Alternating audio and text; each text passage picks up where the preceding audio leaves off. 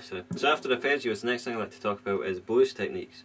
Because in heavy metal, since it's very technique based, a lot can sound quite emotionless, because if you're doing alternate pick and legato and all the time, it just sounds like a constant flurry of notes. For example,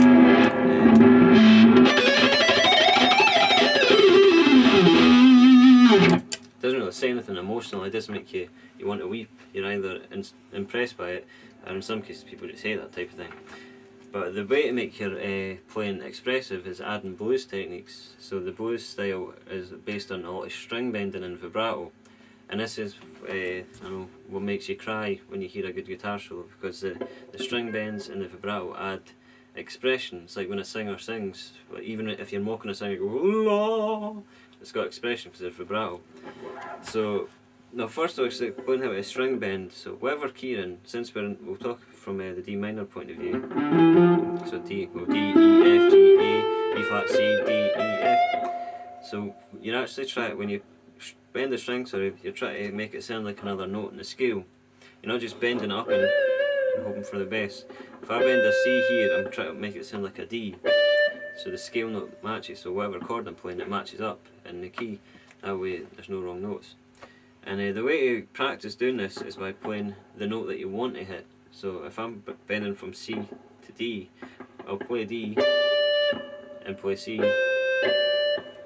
Do, so I have to go up until I hear that note that I'm actually wanting to hit. This is called a whole step bend because it's up two notes is a whole step. Then you add vibrato, which is like a series of bend and releases. You just, and so when you actually bend, use either your second finger or your third finger, so you've got power behind it. I always use my third finger, so I can put my second finger behind it on the same string.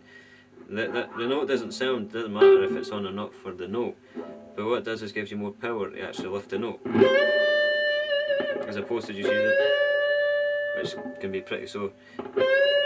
So use your third finger, you've got plenty. And this is where that baseball grip, holding the mouse again, comes in handy, because then you can put a lot of power into it by having your thumb over the top.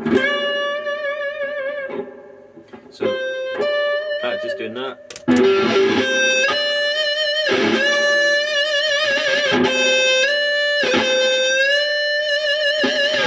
And do the vibrato, which is bend and releases. And the slower and wider the vibrato is, normally the more emotive it is. So when you play,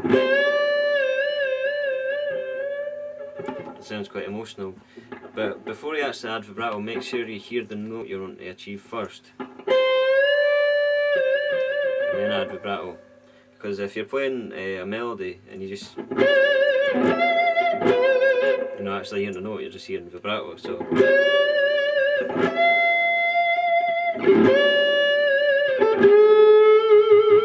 and that way it's very expressive now. So when you're playing all your fancy techniques, you can add some bends and vibrato to actually add emotion. And the thing I hate most when you see a great guitarist who's playing amazingly, well, technically amazing, then they finish on a really weak vibrato. So like they'll just go like that. There's no power and there's no expression. It doesn't say anything. And it's like you want to. So when I play, I want to hear like someone's giving it their all. So putting as much energy and passion into their bends and vibrato as well.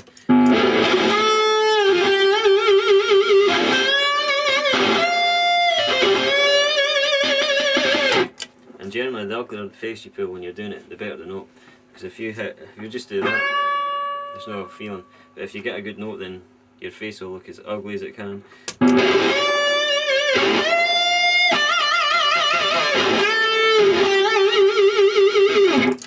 And makes you look ridiculous. But all the greats, the three greatest blues rock guitarists in my opinion, Rory Gallagher, Gary Moore and Jeff Healey. Every time they hit a good bend, you can see their face is all extremely distorted, so I'd suggest doing that. So here's a couple of things you can do with bending and the scale. So you've got your whole tone bend, so C to D for example, but you can do a 3-note bend like D to F, a minor third, or in a blues scale with the flat 5. you can go from F to the flat 5, which is A flat. And this is, so that's 1.5 notes you're actually going up, so fret the note first, and so that's D to F, now F to A flat. So I'll play this at volume.